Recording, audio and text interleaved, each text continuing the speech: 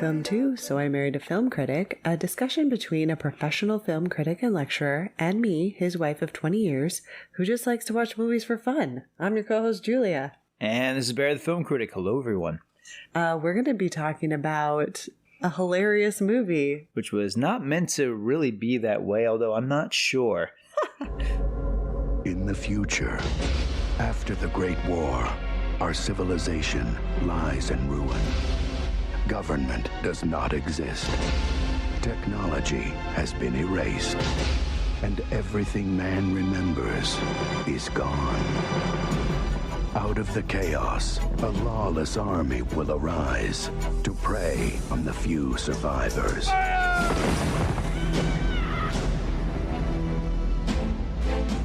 But to a people who have lost their hope, you are a dangerous man. I can see it in your eyes.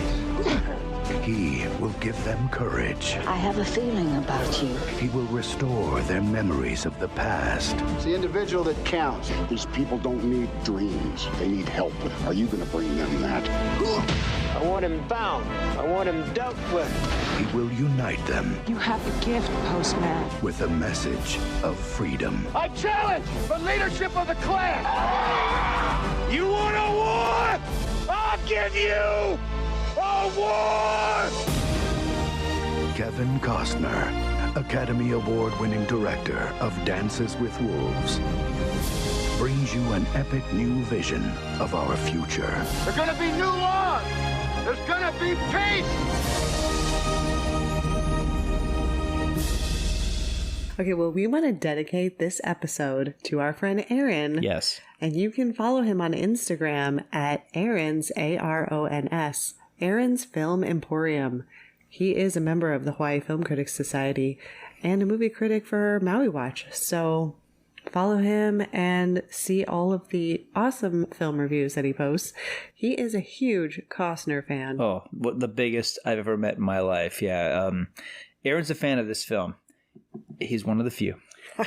Well, hey, you put me in the category of fan of this film because, okay, I did not know. Audience, let's just rewind a minute because this movie came out when I was 17. I never saw it. I thought it was just another Kevin Costner is a cowboy type of film. And it is. It's a Western. But I thought it was like a Western in the sense of like back in the 1800s, not in the future in this post-apocalyptic world. And when you told me that, I perked up a little bit. This movie for me began on Christmas Day of 1997, taking my mom to see this opening day. Despite all the critics all over the world who told us not to, we went to see this film. And my mom, huge Costner fan. And there are some scenes super embarrassing to see with your mom. Well, not only that, I mean, it's a movie we saw on Christmas Day where multiple times we see men and women being gunned down in the street. Mm-hmm. Yeah. Merry Christmas to all. All right, well, we should get into it because this movie is 3 hours long and we're hoping to not have our podcast be that long. Let's go for it. Come on. All right, well, we meet Kevin Costner, who is the Postman. No name. No, but not yet. He's a nomad. Okay. Yeah. So we'll just call him the Cos. I'm just going to call him Costner for now until he becomes the Postman. Got it. Because he's a nomad. It is 2013. It is a desolate wasteland of the United States. This opening scene is awesome. The movie starts on the right chord immediately, and you got James Newton Howard with this awesome opening theme music, which never again appears in the movie.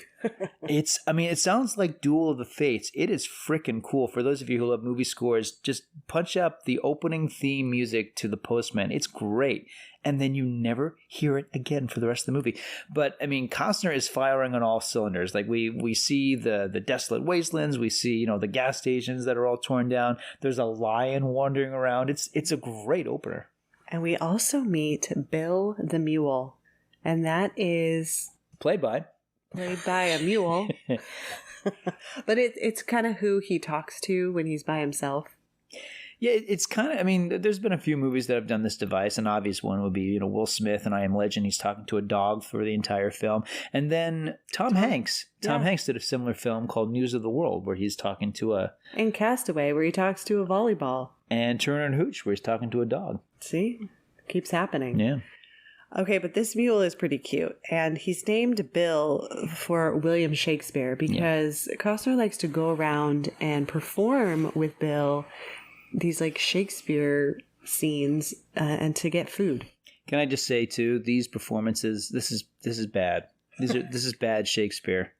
Okay, so if you don't know your Shakespeare and you're watching this movie, think, oh, like I remember like Kevin Costner. No, this is not good Shakespeare. Are your English teacher sensibilities just freaking out right now? I was appalled. But, he also makes the donkey a co-star in his awful, ramshackle production. So, yeah. Okay. All right. There is a scene where he's in this rundown gas station and I don't know, but like a cigarette machine falls over and all these cigarettes come out and he just looks at it. He's like, I'm rich. And at one point, Costner has a poem called "Oh, What an Ass Have I," and I didn't know if he was talking about the donkey or if he was referencing that one scene in Robin Hood, Prince of Thieves, in the waterfall. I think it's a mule, so it's probably the latter. Okay. Yeah. But nevertheless, I thought, considering how this movie is kind of like a giant clap on the back, I kind of wondered, but never mind. Okay, so that is our main character. And now let's talk about the wholeness, which is just a really terrible name for a militia group. They are... What's a good name for a militia group? I don't know, like something scary. The wholeness? I mean, no. There's a gap in the world and we're the wholeness. We it's we're one, we're the wholeness. They should have like taken over like the Grateful Dead or something, like something that people would have known, but now they used to be like good and now they've turned it scary. Like appropriated, like, okay, we're you too now. Yeah. They could have totally done something like that. Instead, they just name it after the founder who we just know is dead now. Yes. And it's like, okay. Nathan Holm, who wrote some propaganda piece that this former copy machine maintenance worker has taken over, and he's basically become this guru. And he's played by Will Patton, and is established that he used to be a copy machine expert. And listeners, as a former employee of Office Max, I get it. All day of like copy this, correlate that. You're just sitting there going, my time will come. You just wait. You wait, man. Oh yeah, I get it. This is like what would happen if Office Space was like happening. Well, it's happening every day. What if Milton Wadhams became the head of a militia group? Exactly. That's what this is. Yeah.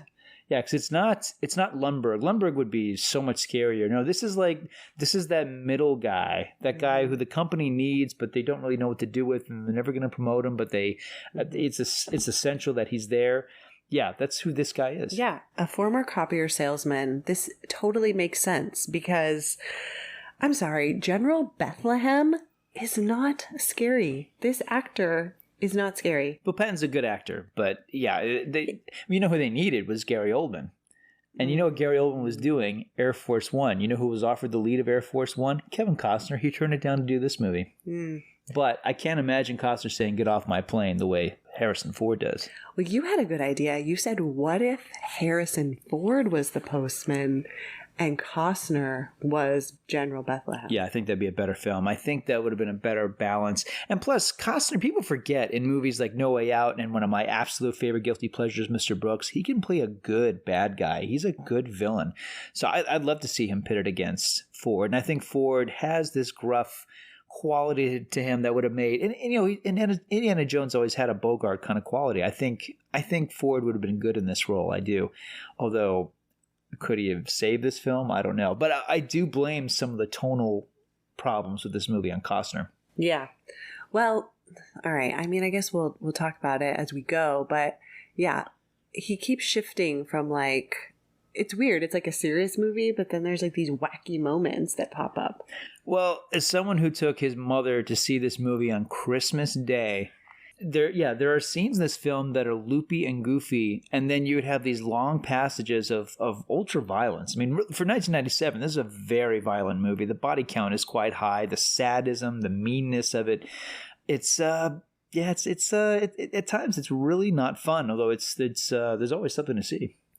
Okay, so the wholeness, they kind of ride around on their horses in their little uniforms, terrorizing people in the towns. And, you know, the little towns that have popped up, and they always have walls around them and security, but they always let the wholeness in because they know they're just going to like gun it down anyways. So they basically give them food, rations, gold, whatever, just to kind of like keep the peace. Yes. The novel that this is based on, the novel of the same name by David Brin, I think it came out in 85, 87. I read it when I was in college, and it's been such a long time. What I remember about the novel is that it was very futuristic. This movie is first and foremost a Western. Yeah. Because you're absolutely right. It's set in 2013, the futuristic year of 2013. But really, I mean, it could have been set. I mean, this movie could be a period piece. It could have been set in Wild West. Well, that's why I didn't know, because when I saw a trailer back in the day, it just looked like a Western, and I mean, let's be real. And boy, were you in for a treat. Yeah. I would not have found this movie hilarious back then the way that I find it hilarious now. Sure. Yeah. So guys, if you are listening to this and you haven't seen this movie, or maybe it's been a long time, really give it a second watch, because... Oh, man. No, I'm serious. I thought it was hilarious. Wow. You are such an advocate for this. Costner right now somewhere is smiling. Someone got my movie. I know. I hope he hears this and he knows I'm paying tribute to it and not making fun of it, because I was like, this is amazing. Okay, let's pause for a second. So most would say this is his worst movie. Seriously. Yeah. I don't know why. Like, I don't care. So what I find interesting about this movie, since we're pausing for just a second, so Waterworld came out 2 years earlier. Again, that is probably one of my top Costner movies. We've said many times on this show, we both like Waterworld. I enjoy Waterworld very much. But the thing about Waterworld, like, it was at the time, it was the most expensive movie ever made. It went way over budget, and leading up to the opening of the movie, the press for that film was just poisonous. I mean, everybody was out for Costner. I mean, this guy won the Oscar for Dances with Wolves. I mean, hits left and right. You know, Bodyguard, Tin Cup. Everything this guy was doing was really big. Even the flops didn't matter. I mean, he was huge, on top of the world. So it's like everybody was trying to knock him off his pedestal. Waterworld looked like the movie that was going to do it. And Waterworld, you know, to its credit, not only it got a lot of good reviews, it made $75 million domestically. It's not a money loser. Everybody makes like, oh, Waterworld was a huge flop. It wasn't. I think people confuse the reception of Waterworld with this film, because the critics hated this movie. Audiences rejected this movie, and this film was a gigantic flop. So I kind of think over time, it's not a Mandela effect, but I think over time people have confused the reception of Waterworld with this movie, because Waterworld, not only was it a success, but there was a Universal Studios attraction based on Waterworld for years that they had over there. And, you know, but at Warner Brothers, you didn't sound like you went on the Postman ride. Ooh, yeah, that would not be very fun, I don't think. The Postman ride. Like, everyone get on your mule. We're going to hear some Shakespeare. Oh, man. Torture. Okay. We should definitely talk about Waterworld in a future episode. Okay. All right, so... You heard it here. You heard it here, guys. Okay, so Costner is in one of the towns, and he's doing his show with Bill, and then the Wholeness show up, and they're trying to recruit people for their militia, gang, whatever you want to call it. And Costner's like, I'm going to just sneak out of town because this is not my vibe. And he's trying to sneak out of town, and someone draws attention to him, and they're like, you're coming with us. So they basically kidnap him. All right, so now they put him in the army with a bunch of other new recruits, and now we kind of see their camp.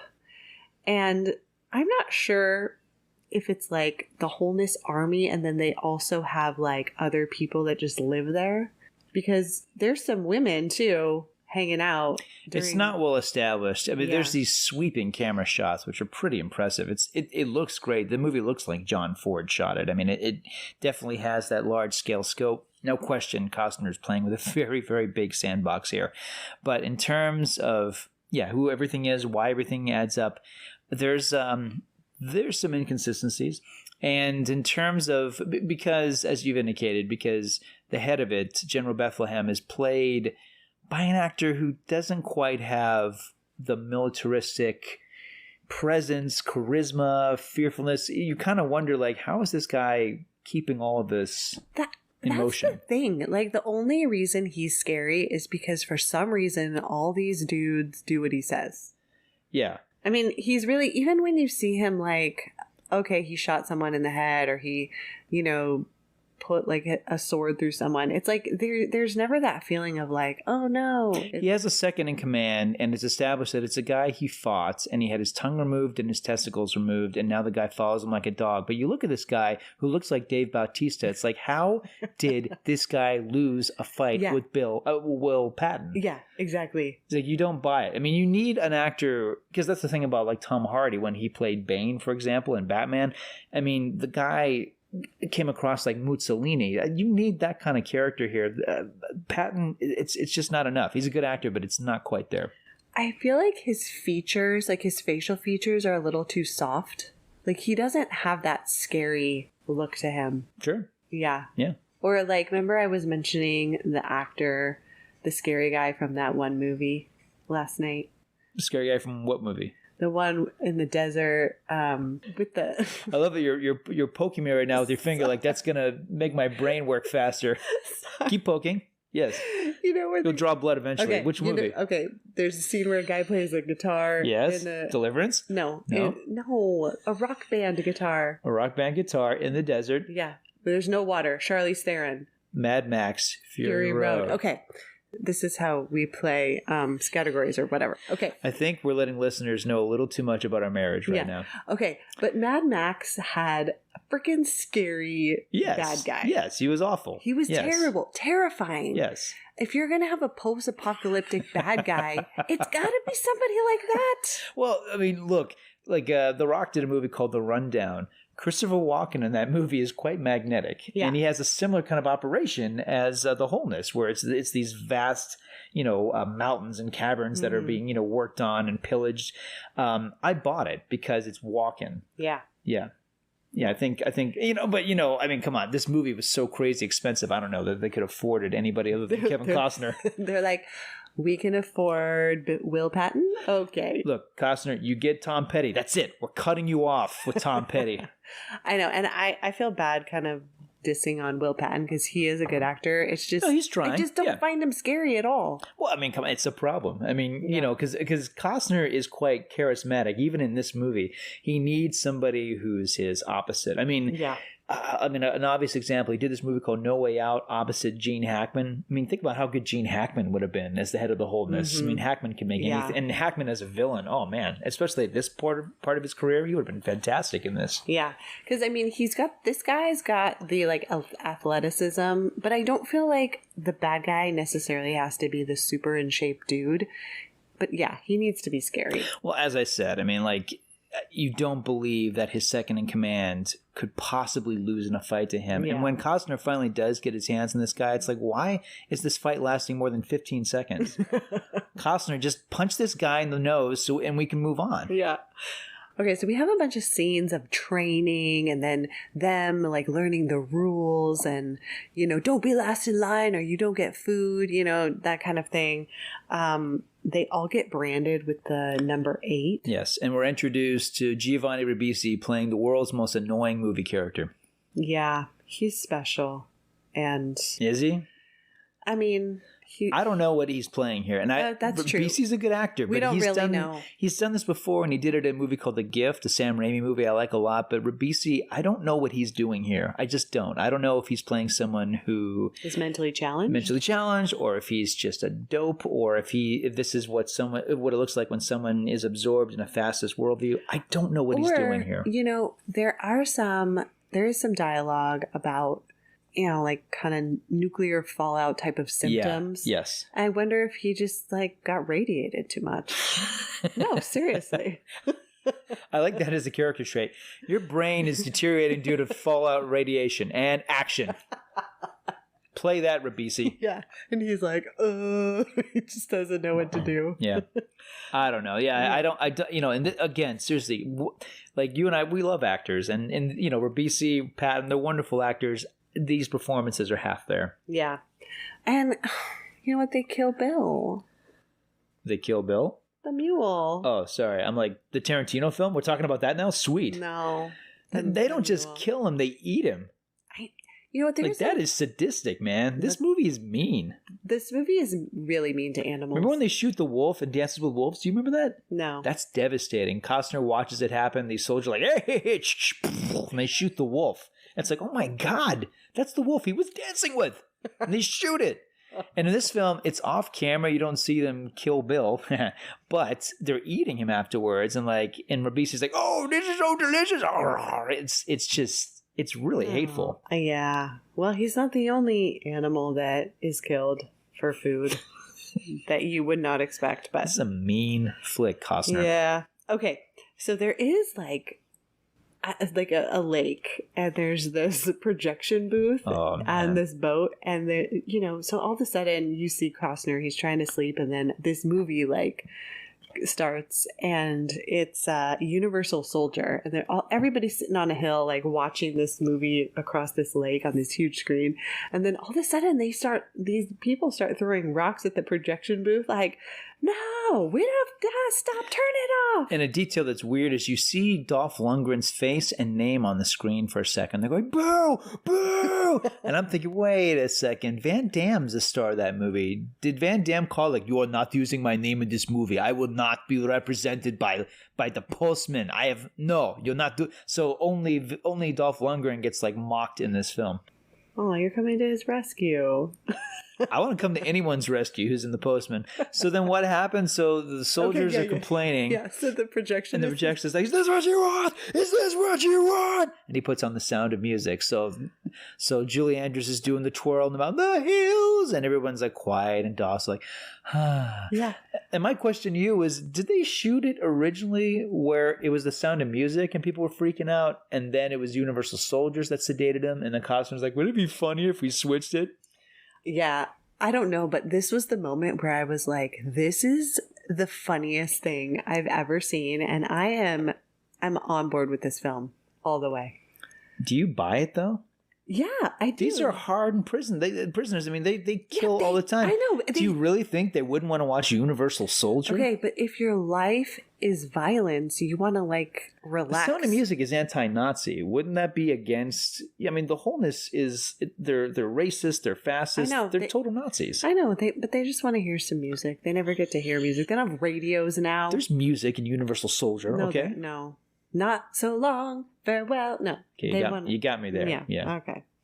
All right. So that was awesome. All right. So now we're gonna kind of jump ahead a little bit to Costner's escape, because he does escape this band of not so merry men. And the scene, I gotta say really quick, the scene begins with they're watching another film on the drive-in, and it's a John Wayne film, and you see someone running on horseback, and suddenly it's a dissolve of someone really on horseback running on. Oh yeah, I thought that was great. It's great. It's like, Costner, nice, well done, man. There's some great filmmaking in this. Yeah. I actually noticed that too. Yeah. That I thought that was really it's a great shot. But yeah, it's leading into this scene where we get the second acting gear. Yeah, so they're like, oh, someone, tried to kill a lion, and you got to go, one of you has to go in, find the guy, see if he's alive, and then bring him back out, and then, also get the lion. And if you get the lion, you get to eat the lion. So I'm sure, they're hungry, and they're like, oh, great idea. A lion. I know. So they, of course, pick Costner. And so he goes in, finds the dead guy who was eaten by the lion, and he's crossing this crazy bridge. And he's over this river, and you can see what he's thinking. He's like, okay, you know what? I'm just going to let this bridge break under me and fall to the water, and I'll take my chances. Yeah. And he does. So, there's a bunch of double crosses in the scenes, with people trying to go after him and then not go after him and kill the bad guys. And there's a lion attack.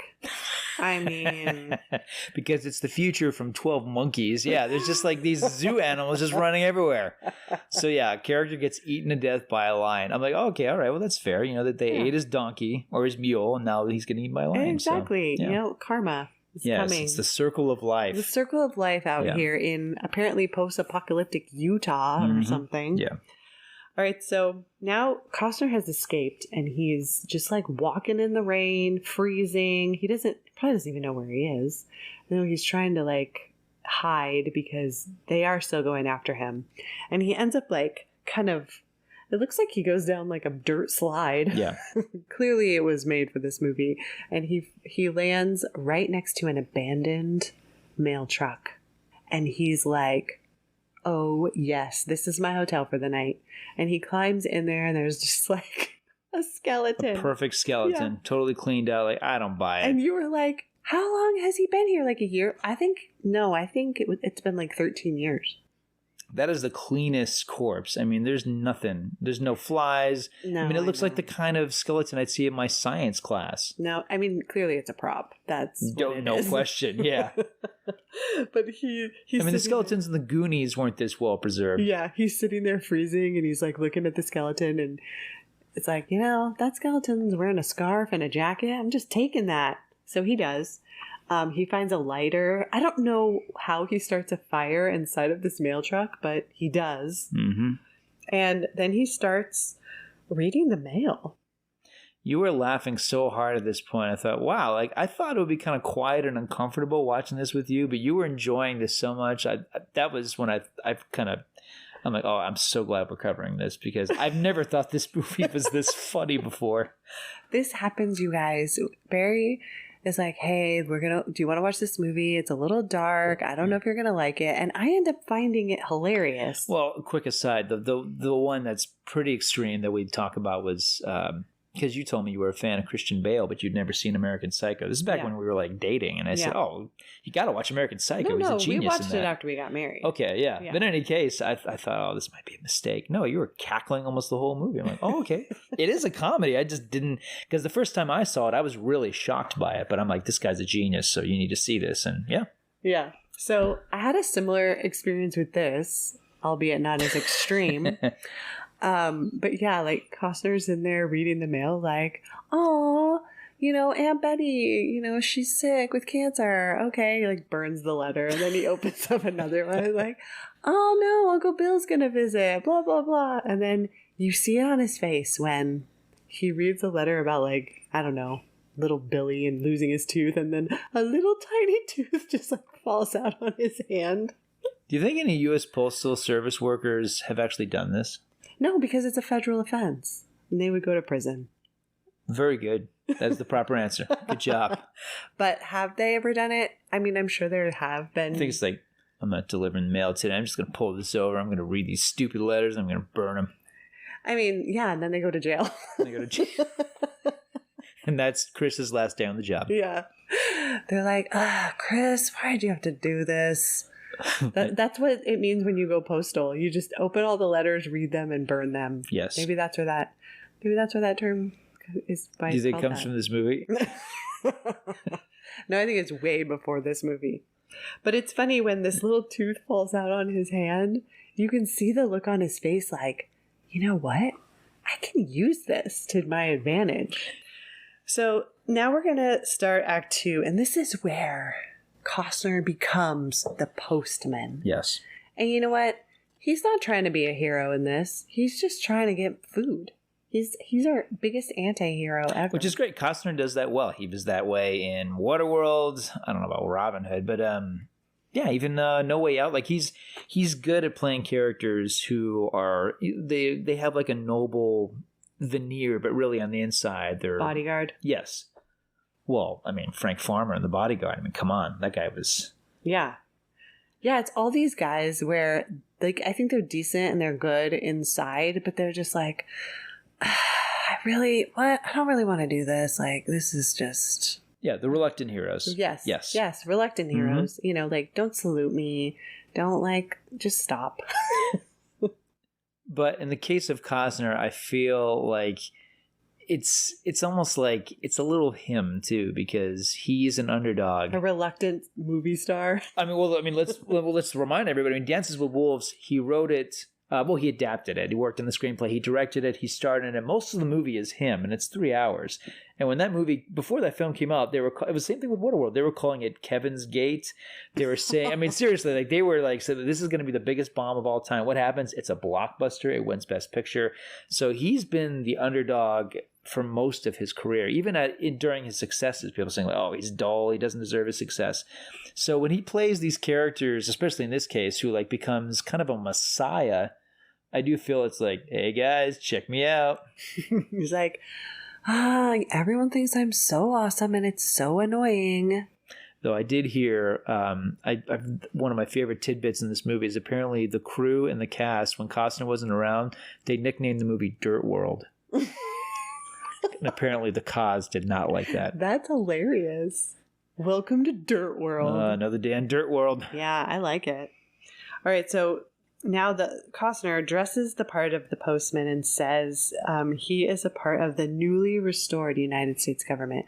So he comes up to a little town. You know, obviously they have a barricade, and he's trying to get in. And so he's like, under section code 415, you know, I'm a government employee. You basically have to let me in. And they're like, under whose authority? He's like, the newly restored United States of America, and President Starkey out of Minneapolis. He sounds very authoritative, but he's just making up crap. Mm-hmm. I'm Sheriff Briscoe. Who the hell are you? I'm a representative of the United States government, authorized by Order 417 of the Restored Congress to reestablish communication route in Idaho and Lower Oregon. What's that mean in English? I'm your postman. Hand me your gun.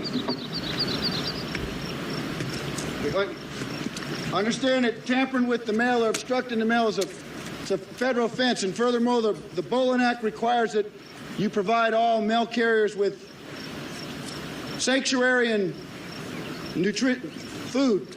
You got 3 seconds. Get your ass out of here. You know Jerry the contractor? All right, just wait a minute. I got some out of my bag.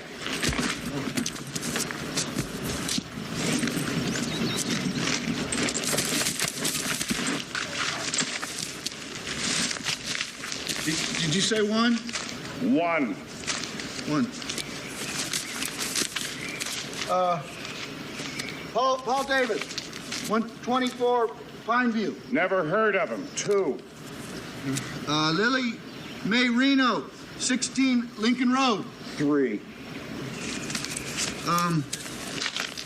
Irene March, 478 River Road.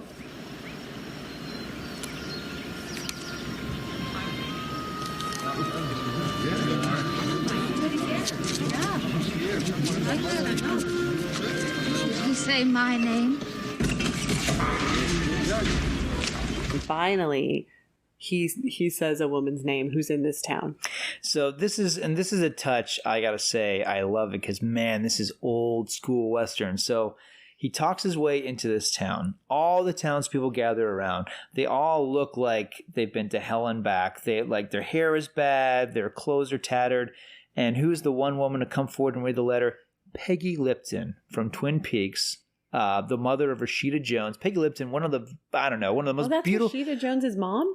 That's Peggy Lipton. She was in Rashida Jones's father, of course, is Quincy Jones. But yeah. Peggy Lipton, I know her from Twin Peaks. She was also in the Mod Squad. She's one of the most beautiful women on planet Earth. And of course, she's the townswoman who comes forward, looks like she just got out of the salon. Everyone else around her looks like they're like half and dead. She's blind, isn't she? The old woman. But Peggy Lipton, the young woman who reads the letter, because it's her mother. Oh, okay. She reads the letter to her. Yeah. So she's like, I'm like, that is one of the oldest Western cliches, because like you'll have this like town where like everybody looks like they're half dead, but like there'll be like the one woman who's like, okay, she's clearly, the cowboy's going to end up with her at the end of the movie because she's the movie star in this movie. No, but he doesn't though. He doesn't. Yeah, no. It gets weirder. It's surprising. Yeah, because I thought that too. Yeah. So, they give him food and stuff, but they're like asking him all these questions, and he's just having to, use his ad-libbing, you know, he's just- Shakespearean acting skills to get through this. And as you've noted, lots of dad jokes. I know. I was like, the Postman is the original dad joker. Well, I think my favorite was like, he says he's coming to town. He's like, make sure your dogs are all tied up. Oh, man, he's got postal jokes. Yeah, Postman jokes. Okay, then there's a big town dance. And this is where I was like, you know what? If the apocalypse happens and I survive, I want to be in a town like this, where everyone's like, with their guitars and stuff. And we're like square dancing. I think it's going to be awesome. Oh, I'd lose my mind. I'm like, oh, great. Another song by the Bare Naked Ladies. Great. Counting Crows. Nice. Okay, Yeah, cool. No, but if we had musicians and we could be like, do you remember that song from like the 90s? And they could probably figure it out. You know? Yeah, it's old dude music. Okay. All right. But it still looks fun. At least they're trying to like make the best of it.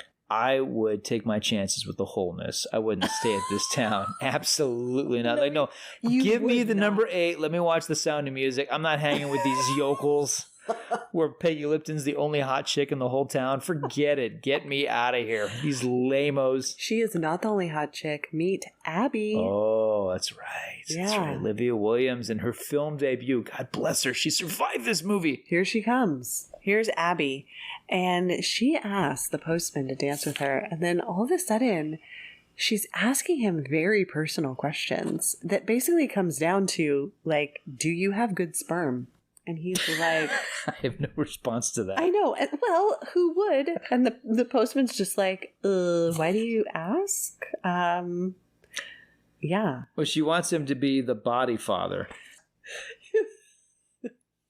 Yeah. What if they did call it the body father? The body father, yeah. Yeah. Okay. Last Christmas, he was the bodyguard. Now, Kevin Costner is the body father. Well, okay. I don't understand the need to come up with this term when they could just say, like, sperm donor. I mean, you know? It's 2013, Jules. It's a highly evolved futuristic world where they're singing Counting Crows and doing square dances. I mean, this terminology is wacko. The body father. Well, the thing that's so funny is that her husband is standing there like, yeah, you up for this? Like, seriously, you'd be doing us a huge favor. Yeah. Seriously, okay, man. Because we learned that Michael is basically impotent, and she's like, yeah, we have sex every night, and I'm still not pregnant. Like, okay, TMI, Abby. Like, what? Again, I think it's because he was radiated too much. You think he and Ribisi are brothers? Yeah, I mean, they were a little too close to the impact zone. Yeah. And so it's like, don't stand too close to the microwave type of thing. Don't play next to that mushroom cloud, kids. Yeah, that's what happens. Yeah. So, you know, it's like, will the postman fulfill her request? Like, okay. This is where I was like, this movie is wild. This is hilarious. And it just gets crazy. Isn't this also where we meet Lorenz Tate as Ford Lincoln Mercury? Yes. Yeah, Lorenz Tate, who made a big splash in Menace to Society. The same year this movie comes out, he's in Love Jones, which is a terrific movie. And then he does this. It doesn't ruin his career, but I do feel like some momentum was lost in this film. He's great in this, though. He's committed. He's very committed, yeah. I mean, he's truly inspired by the postman, wants to know how to become one, and Costner is just like, yeah, only another postman can make you a postman, I guess. So basically, swears Ford Lincoln Mercury into the Postal Service.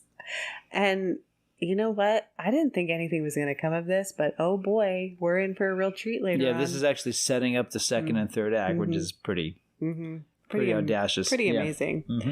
Okay, so now the townspeople have given Costner all their mail, and now he's just annoyed that he has to try to deliver it. So he's like laying in bed, like kind of looking at the letters and just kind of like mocking them. And then Abby comes in and basically takes off all her clothes and is like, so have you considered my request? And gets in bed with him, and he's kind of like, yeah, okay, sure. I can't believe it. Yeah. To this movie's shame. And you wonder if, like, is her husband, like, standing outside, like, way to go, honey! Come on, body father. It's so... Lick the stamps. Deliver that special delivery. Oh my gosh. I'm here if you need anything. What if Costner was like, yeah, I've considered it. Special delivery coming right up. Oh, man.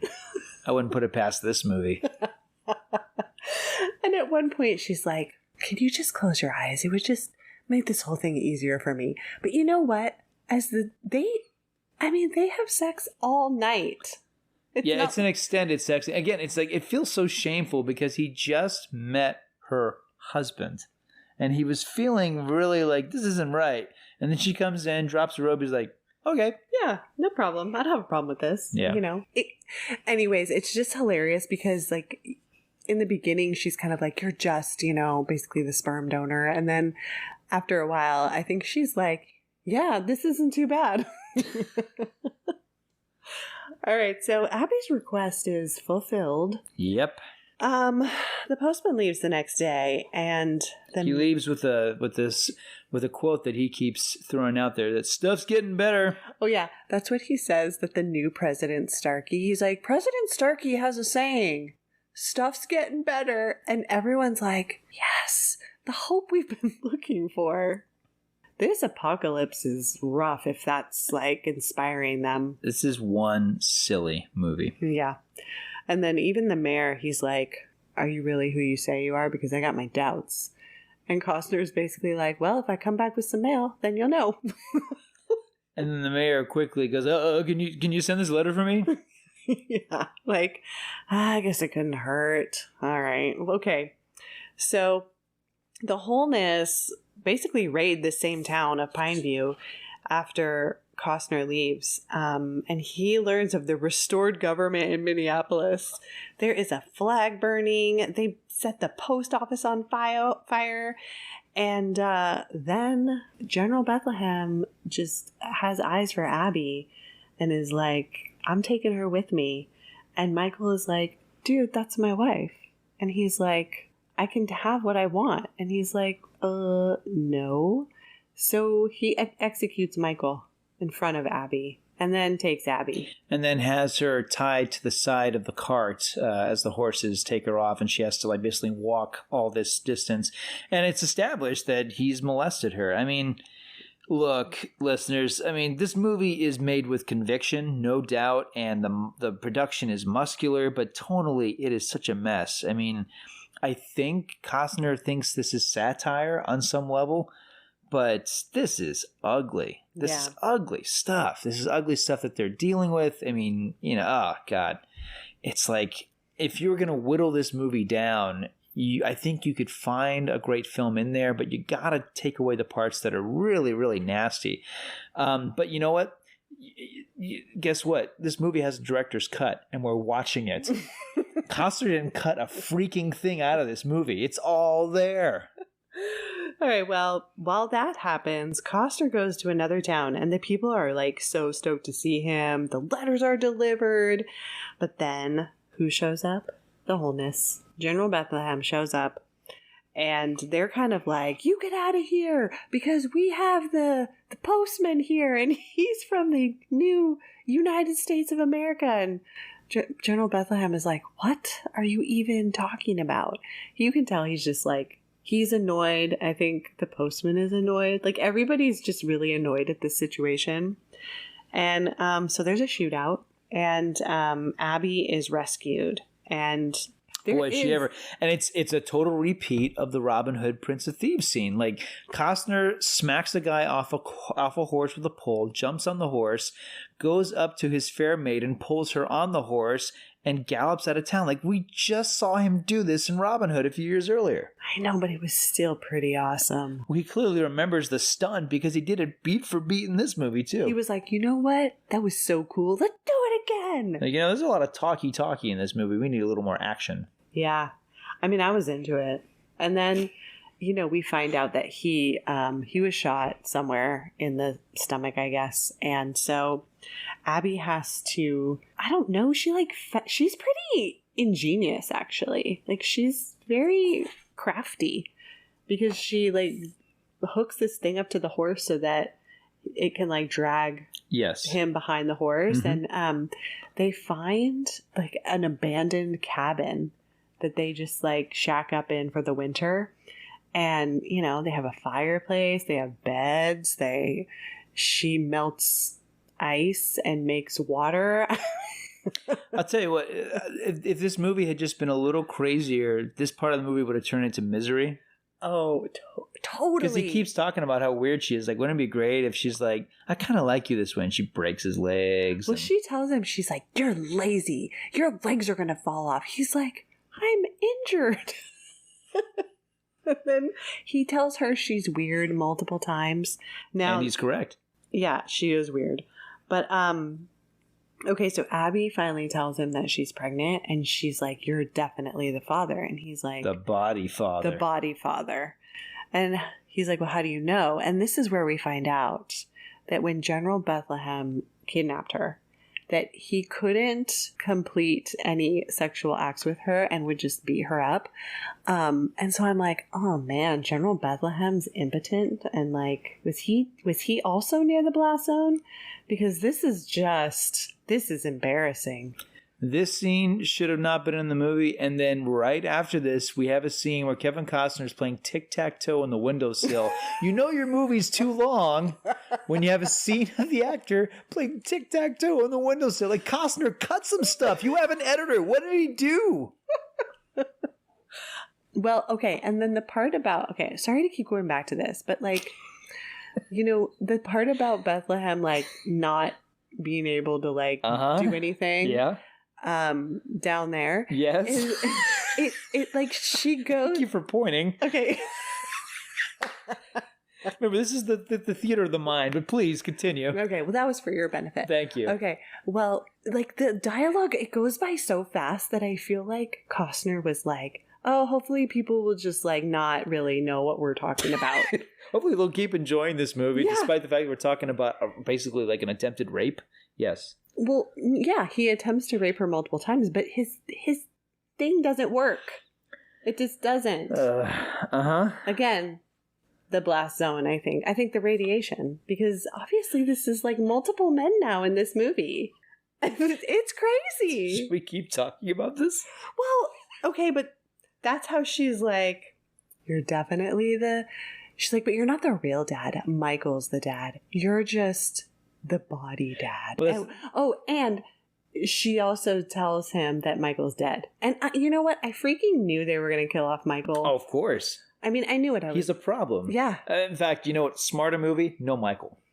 Yeah. Yeah. Exactly. Take that aspect out of there. She's just a single woman who is like, hey. Oh, you know what? She's Peggy Lipton's daughter. Oh, or she's like, you know what? I want to help repopulate the earth. Whatever. You know, I want to be a mom. I want to be a mom. Like, that's fine.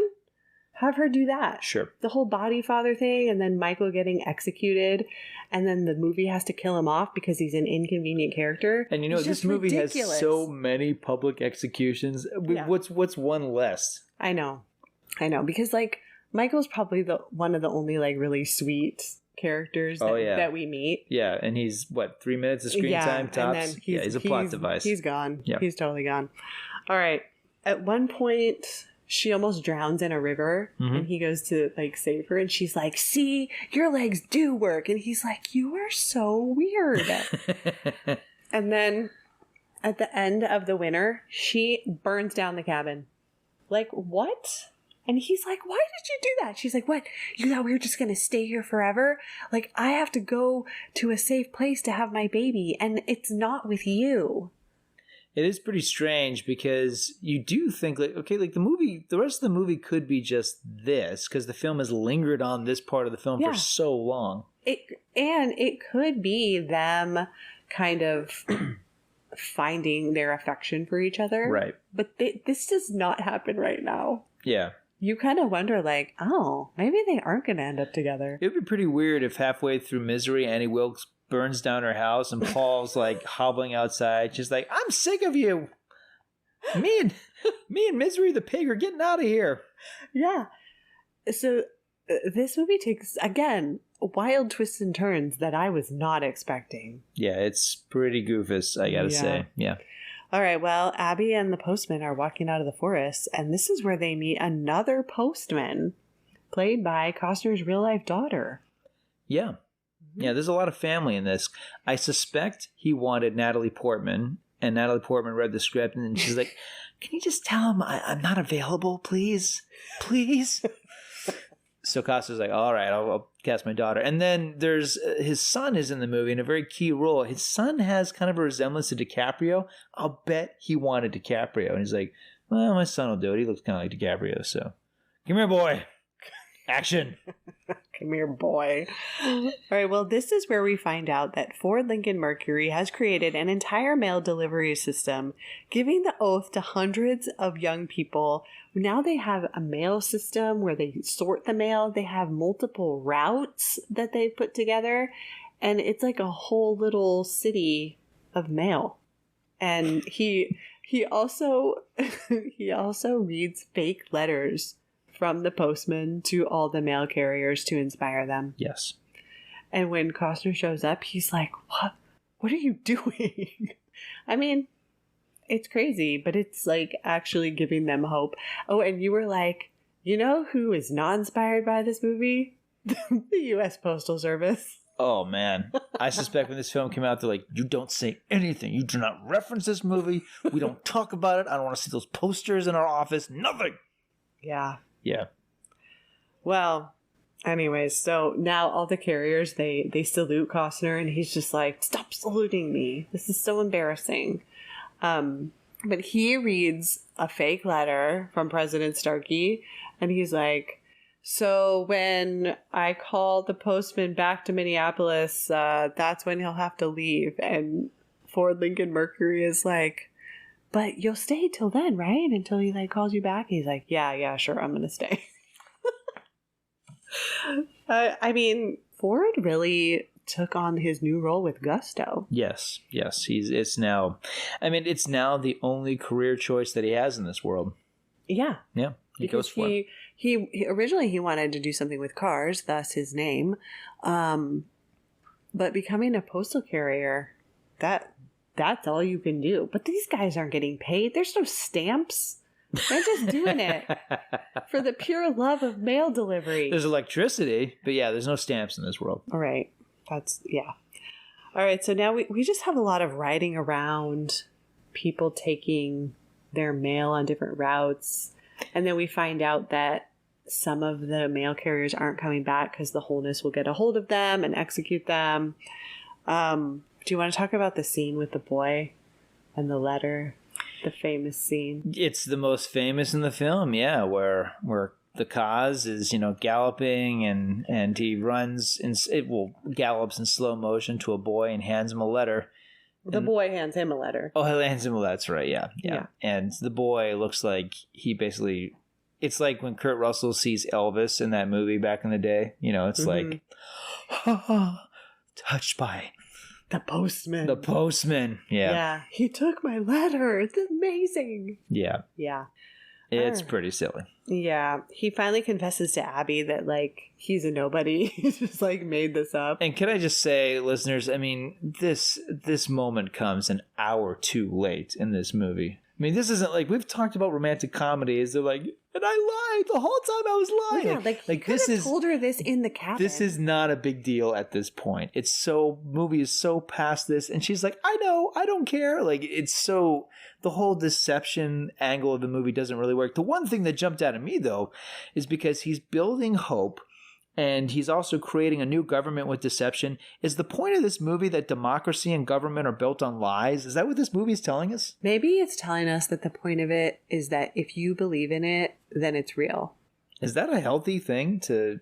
Well, but is hope is hope a literal thing, or is hope sometimes just what you believe? Because the movie's saying, when these people have absolutely nothing, and all these lies are building a reality that they eventually create. Yes. Is that a good thing? Yes, because don't you think part of like reality is what we create? Because we created a democracy, we created government by working and by, establishing, allowing people to have their voice and to have opinion and, to establish the needs and just to establish the rules and ramifications. Okay. This is just like kids playing in a sandbox. And no, you're the king. No, you're the king. Okay. But I think what this did was it literally created communication again, right? Because all these little towns were not able to communicate with each other. So people are hearing from friends, from family members. They're like, I thought my sister was dead, So that is real. And that's creating this hope, this feeling that they have that maybe something better is in the future. So in this world, I would join the wholeness. You would have become a postman, though. No. You would have been on board. I would have been. You would have been like Ford Lincoln Mercury. You are right. No, I would have been Abby and been like, "You be my body father." You would have been the town trollop. Got it. I'll repopulate the earth. It's fine.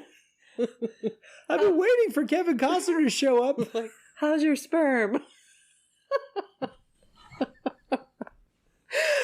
Wow, 2013 is going to be a crazy year. It's going to be a crazy year.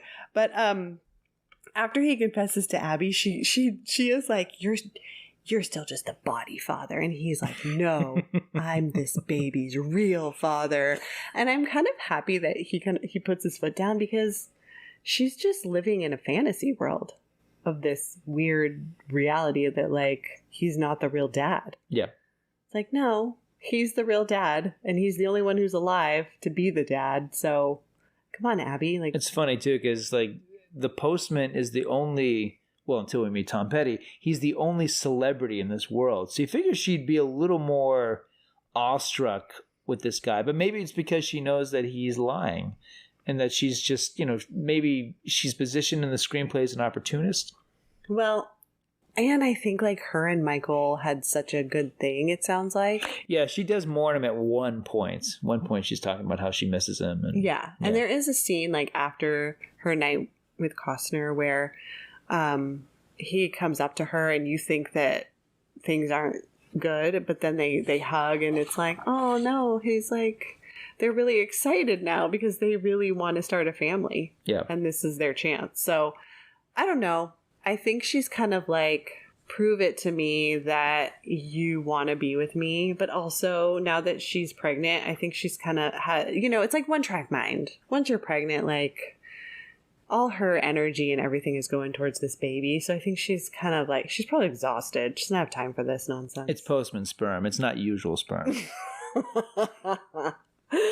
Okay.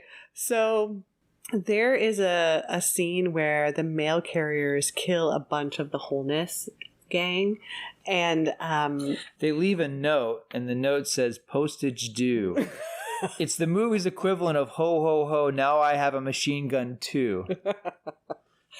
But before they do that, Costner's like, get rid of these bodies. Like, we don't want anyone to see this massacre. And Ford thinks it's a good idea to like, oh, let's just take him to Bethlehem and just like, hey, look what we did. So he really messed things up for the carriers. And then we have another scene of the people of hope being made to go outside while the wholeness guns them down. And I think that was the point where I was in the movie theater going, maybe there was another film I could have taken my mother to see on Christmas freaking Day. Thank you, Kevin Costner. Yeah, because General Bethlehem is like, you want a war? I'll give you a war. And then Still not scary, but no. And then we have a montage of Costner and everybody on horseback. And I'm thinking, okay, maybe this is where he made some cuts because there's some overlapping photography. But I thought maybe this is where they cut, 2 minutes out of the movie to make it a little zippier. I don't know. But yeah, so there's a bunch of executions, and then Costner is like, I got a letter from President Starkey, and we're shutting down the mail service. You guys have done a great job, but your time is over. And Ford Lincoln Mercury delivers the last letter to Bethlehem, basically saying like, this is like the mail is over. And his life does end up being spared because Bethlehem is like, I can use this kid to get to the postman. Because he's like, No, I do not believe that the mail service is over. I think this is a lie. Because, he's not a total dummy, but he does think he's really smart.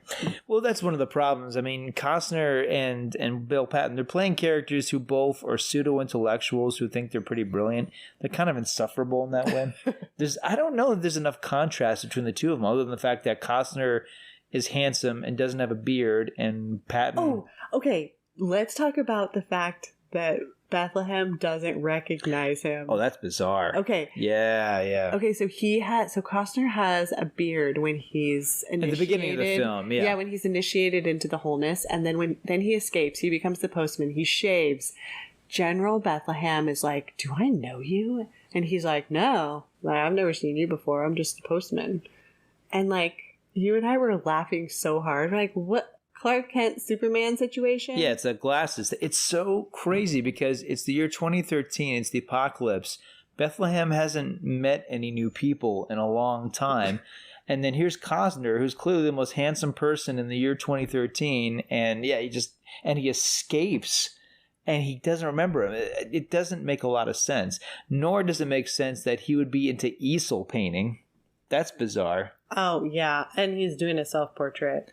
Yeah, which is kind of funny, but it's also weird. Yeah. So that whole thing of him not recognizing him. I mean, shouldn't he have a copy machine that he just makes copies of his faces into, the way some kids do sometimes when they have copy machines? Just puts his face in there. That does sound like a Milton Wadhams thing. Yeah, exactly. That would have happened. Yeah, why does it have an easel? Like it's the Renaissance era. Yeah. Yeah, maybe after the bombs went off, he was near a Hobby Lobby, and he was like, "I'm going in there and I'm getting some paints. I'm gonna stock up on these art supplies." Are we to believe that old school movie theater projectors still work in this world, but the copy machines are now extinct? Yeah, because I think too much electricity, babe. Yeah. All right. Well, now we meet. Now we go to Tom Petty City. Oh man, Tom Petty City. I'd go to Tom Petty City. You would. Well, what's funny about this, and it really is funny, is the movie isn't completely... I think the implication is that Tom Petty's playing himself. Yeah. He is. I think he is. But yeah, because he says, "You're famous." And he's like, "I used to be." Yeah, but then he's like, "No, man, you're the postman. You're really famous." Yeah. It's like, oh, Costner, you egomaniacal. But Tom Petty's like the mayor of this little city that's like on a dam over a river. I don't know. I freaking love Tom Petty. I really do. But I can't imagine him being the mayor in an apocalyptic wasteland. The movie should have explored this a little further. And made it 3.5 hours. This is where I think they did cut out stuff. Because we don't really know about this flying contraption thing that Costner gets into and why he's actually in it.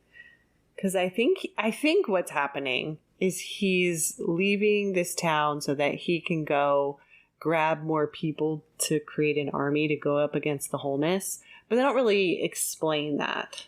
The only thing the movie really needed to tell us about Pettyland, and I think this is a missed opportunity, is that clearly Tom Petty and his people are the reason why there are still weed farms. I think they've got the last, there's just a huge marijuana field that we're not seeing. That's what I think. Well, and this flying thing, so basically it's cables and then a bucket underneath. It's like if you went to Disneyland and you were on that bucket ride that used to go through the Matterhorn. It's kind of like that, only it's just flying through the air.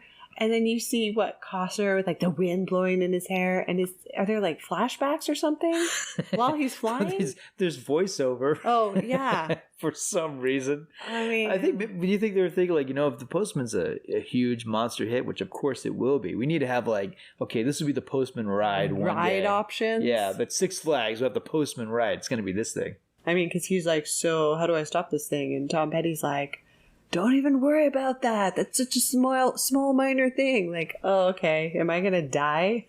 I wish the movie was a two-hander between Costner and Tom Petty. I really do. Really?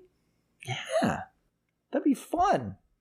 I don't know. Tom Petty, his hair looks way too good to be in an apocalyptic future. He's Tom Petty. Yeah, somebody knows how to do hair in this town. Have him be married to Peggy Lipton. They're like the glamorous couple. Yeah. She's like the hot chick who, like, you know, started dating Tom Petty. The apocalypse happens, and they didn't change their lifestyle. Okay. Great idea for a movie right there. Great idea. You could have all that nonsense with the postman or the wholeness going on in the background. Right, well, Costner does collect a bunch of people for his army. They come in on their horses and their American flags, very patriotic. And then they have a showdown with the wholeness. And this is when Costner's like, oh, I wish I didn't have to fight, like everybody fight. I wish it could just be the two of us. And then he remembers his training and like rule number 8 or something that he can, He can fight for the head of the wholeness clan. Yes. You can have like a one-on-one battle in order to obtain it. And I don't know, this is super lame because we've got the roaring horsebacks. There's like, it looks like there's about 100 extras on horseback, which is thrilling. And instead of it having been like a full-on Braveheart battle, no, it becomes 2 middle-aged guys having a burly wrestling match in the middle of a field. But what's hilarious, he's like, you have to be part of the wholeness to do that. And he like takes off, he reveals his 8 tattoo, and he's like, I am one of you. And he's like, Shakespeare? Because that's what he called him back then. It's like, oh, now you remember him? Come on. It's pretty silly. Yeah. Yeah, and he's riding around so quickly, showing everybody his tattoo. I wonder, do they even see it? I don't even know. But they do have a final, like, really lame, fist fight. It's so bad. It's like a high school or like junior high fight. I mean, yeah, no kidding. Like they need like a hall monitor to break it up. I mean, the fight between Betsy Palmer and Adrian King at the end of Friday the 13th is more exciting than this. It's just 2 guys like rolling over each other. Like, Costner, where's your fight choreographer? Yeah, in like tall grass. Yeah, this is the most unsentimental. It's really, talk about anticlimactic. I mean, seriously, the horseback, like the lead up to it is really exciting and like, oh man, it's a big Western finish. And no, it's 2 guys rolling over each other.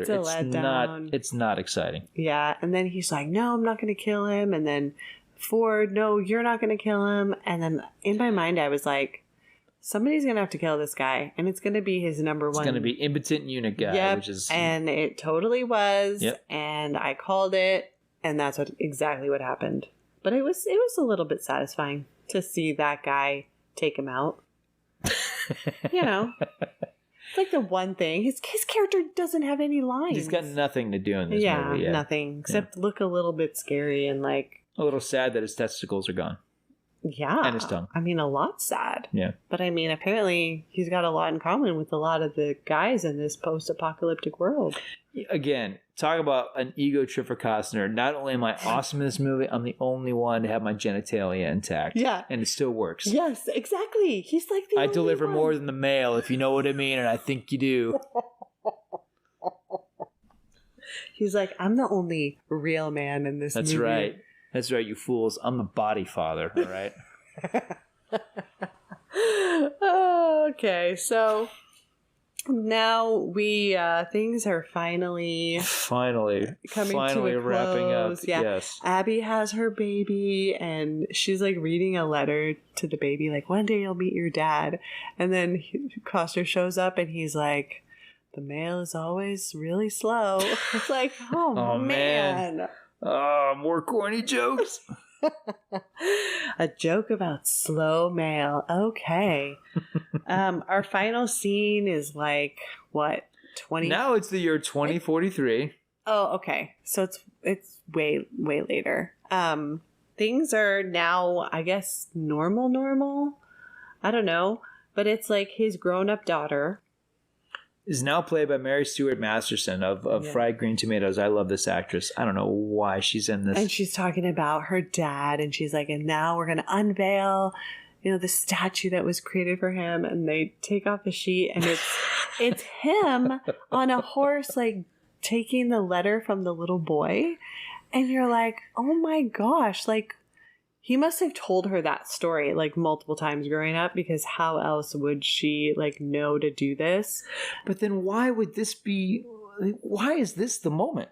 Shouldn't it be him on the Tom Petty contraption? Shouldn't it be him, like a statue of him wrestling Bethlehem to the ground? Why is it him getting a letter from a little boy? It's like he did that all the time. It's hope, babe. He's delivering hope. That's what the mail represents.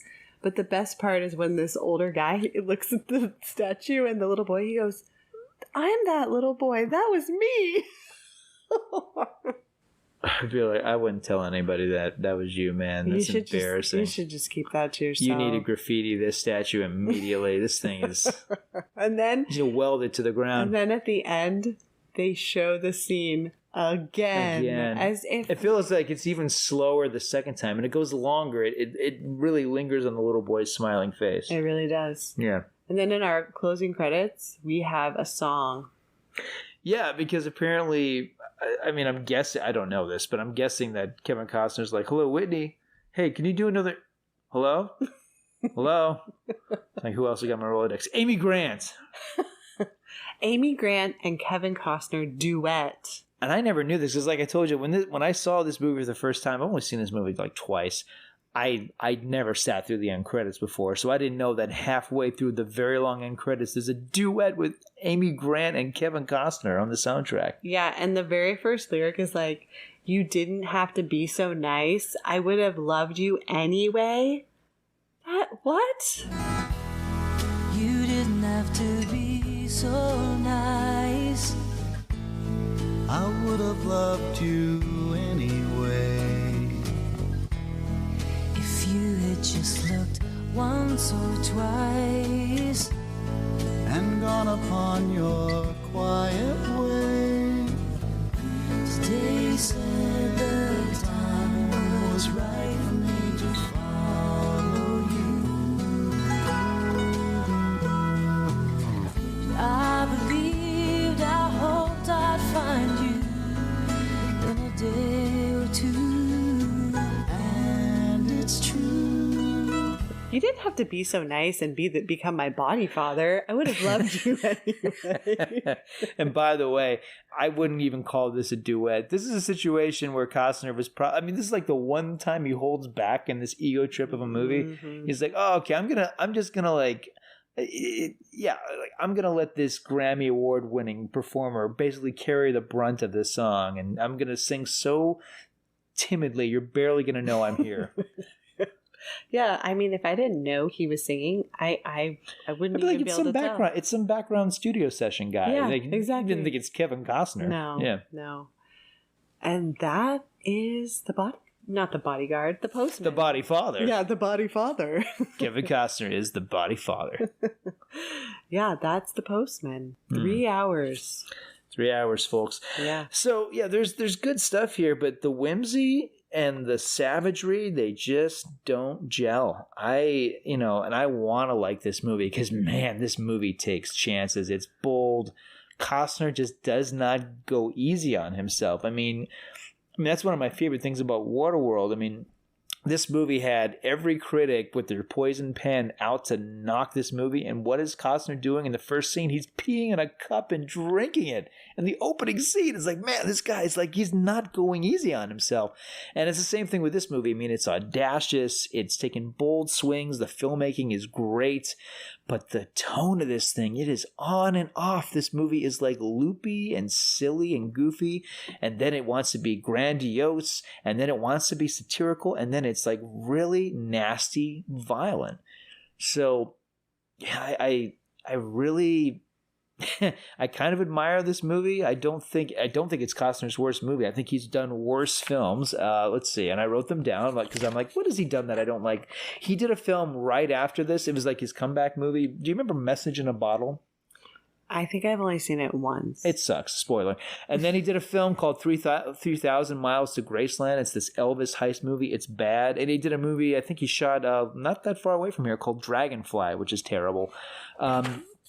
Yeah, he's made worse movies than The Postman. The movie doesn't quite deserve its reputation as like Costner's downfall. Like I freaking You're a fan. Loved this movie. I had a great time watching it. I don't know that I would sit through it again anytime soon. I mean, Come on. But I'm really glad I saw it. Can I say too, like, I am a fan of Kevin Costner, and like I love how this guy, whenever it seems like, okay, the Postman happened, he's never going to direct a movie again. He directed a movie it was a while before he got back in the director's chair, but he did this Western in 2003 called Open Range with him and Robert Duvall and Annette Bening. That's one of the best films of that year. That's his best movie as a director. It's got a shootout at the end of the movie. It's one of the best Western shootouts I've ever seen in that kind of movie. Like, it's a killer film. Like, Costner, like, he, whenever you think this guy is like, okay, Costner's done. No, like, right now he's got Yellowstone. And by the way, he's got a movie coming out in the summertime. Let me just talk about that really quickly. So, let me pull it up. This summer? This coming summer. Okay, he has so a film. summer of 2024. Yeah. So this thing is called Horizon, an American Saga. He directed it. He wrote it. He produced it. It stars Kevin Costner and Will Patton. So it's a reunion. And it's a how long is this thing? It's a movie broken up into 2 parts. It's so long. So it opens, I'm not making this up. So it opens on June 28th, and then chapter 2 opens August 16th. So you got to see the first one, and then 2 months later, you'll see the sequel. Wow. So yeah, at least they're not making us wait like 5 years. No, but like, of course, that's a huge risk, because if you don't like Horizon, an American Saga Chapter 1, of course you're not going to want to see the sequel, and they've already booked it to come out, 2 months later.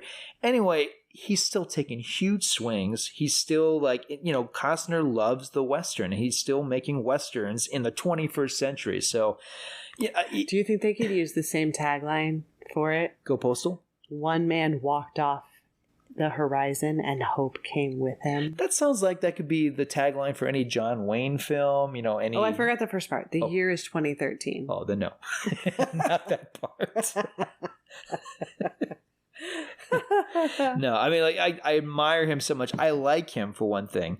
Let's see. I mentioned his worst films. Let me mention his favorites. So, yeah, JFK, my favorite film probably of the 90s. I love JFK. That film is incredible. He's in Molly's Game, the Aaron Sorkin movie with Jessica Chastain. He's got one scene, and he's killer good in it. Field of Dreams is great. We've talked about that. And then Mr. Brooks. Do you remember how insane that was? He plays a serial killer. Yes. He's afraid that his daughter has inherited the serial killer gene. He has an imaginary friend played by William Hurt, and he has an obsessed fan played by Dane Cook. Yes. And the cop trying to stop him is Demi Moore. That movie is bonkers bananas. I love Mr. Brooks. Did I like it? I think so.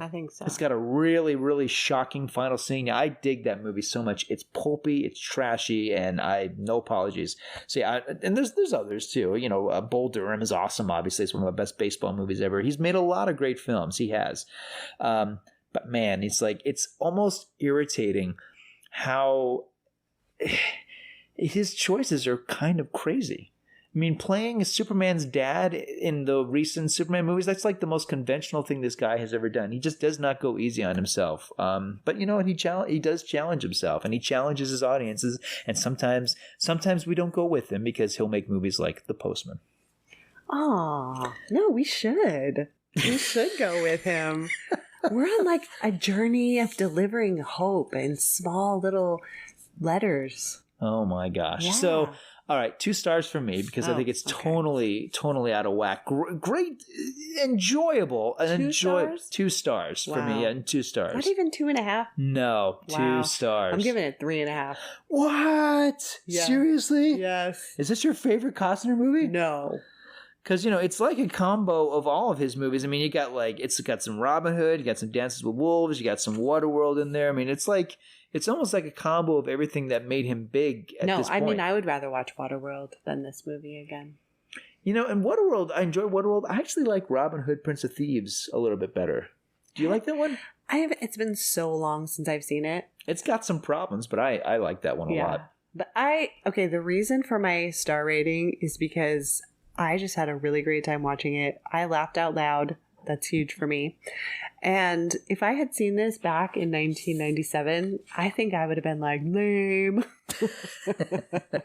I just don't think I would have enjoyed it at all. But I think now that it's like, past 2013, and the jokes are like a little bit old or whatever. I just think it's funny. So this is a real discovery for you. Yes. Then. That's cool. All right. Yes. Well, you know what? I can't think of anybody who would enjoy knowing that more than our friend Aaron, who this episode is dedicated to, and Kevin Costner himself, the Cost. Yes. Love it. I Yeah. think all of the wacky choices were just made it more enjoyable because I'm like, man, that just came out of left field. Yeah. And I do like it when movies do that, even if it doesn't always work, because it keeps it interesting. I'm with you. There are movies like yourself. I admire, like Southland Tales is one of those. That movie's got such huge problems, but the stuff in it I love is the stuff where the movie shoots for the moon and gets halfway there. I like films that do that. Yeah, because take a chance. Yeah, because this is not a predictable film. It's an insane film, but it's not predictable, and there's something to be said about that. Yeah. I still wish I had not taken my mom to see this on Christmas Day. I'm still kind of annoyed by that. I am. Lesson learned. No kidding. Yeah. I'm not taking my mom to any more Kevin Costner movies. I don't care what's on the poster. It's like, but Barry, look, it's so patriotic. Nope. It's got the American flag. It says from the director of Dances with Wolves. It'll be just like that movie. Oh, man. All right. Well, I think we did it. All right. Well, Yep. there we are. All right. Well, that concludes our discussion of The Postman.